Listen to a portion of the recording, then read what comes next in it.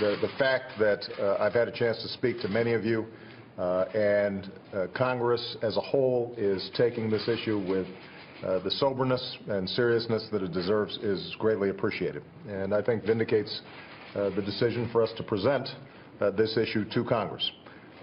As I've said last week, as Secretary Kerry made clear in his presentation last week, we have high confidence that Syria used in an indiscriminate fashion chemical weapons that killed thousands of people, including over 400 children, and in direct violation of the international norm against using chemical weapons. That poses a serious national security threat to the United States and to the region. And as a consequence, Assad and Syria needs to be held accountable. I've made a decision that America should take action. But I also believe that we will be much more effective, we will be stronger if we take action together as one nation.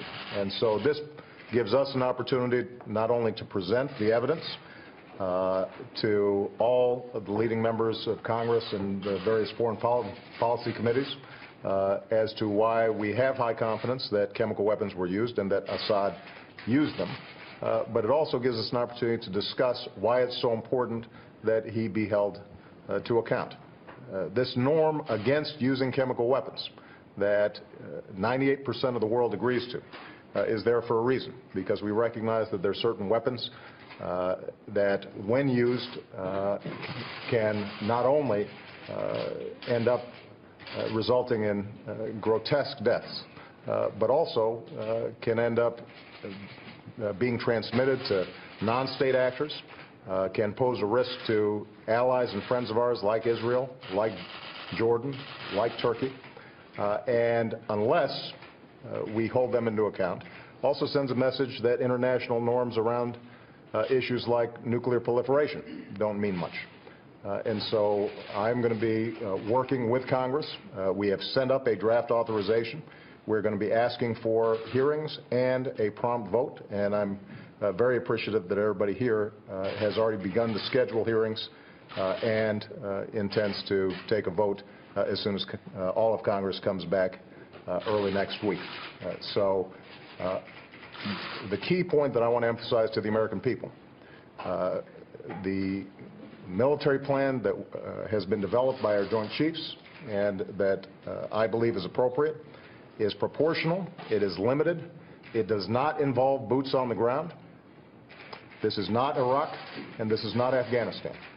This is a limited, proportional step that will send a clear message not only to the Assad regime, but also to other countries that may be interested in testing some of these international norms, that there are consequences.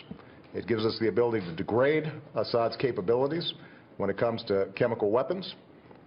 It also fits into a broader strategy that we have to make sure that we can bring about over time the kind of strengthening of the opposition and the diplomatic and economic and political pressure required so that ultimately we have a transition that can bring peace and stability not only to Syria but to the region. But I want to emphasize once again, what we are envisioning is something limited. It is something proportional. It will degrade Assad's capabilities. At the same time, we have a broader strategy that will allow us to upgrade the capabilities of the opposition, allow Syria ultimately to free itself from the kinds of terrible civil wars and death and activity that we've been seeing on the ground. So I look forward to listening to the various concerns of the members who are here today. I am confident that those concerns can be addressed.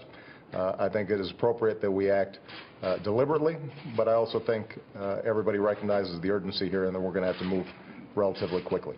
So with that, to all of you here today, I look forward to an excellent discussion. Mr. President, are you prepared to rewrite the authorization, and does that undercut any of your authority, sir? You know, I would not be going to Congress if I wasn't serious about consultations and believing that by shaping the authorization to make sure we accomplish the mission, we will be more effective. And so long as we are accomplishing what needs to be accomplished, which is to send a clear message to Assad, degrading his capabilities to use chemical weapons, not just now, but also in the future. As long as the authorization allows us to do that, I'm confident that we're going to be able to come up with something that hits that mark.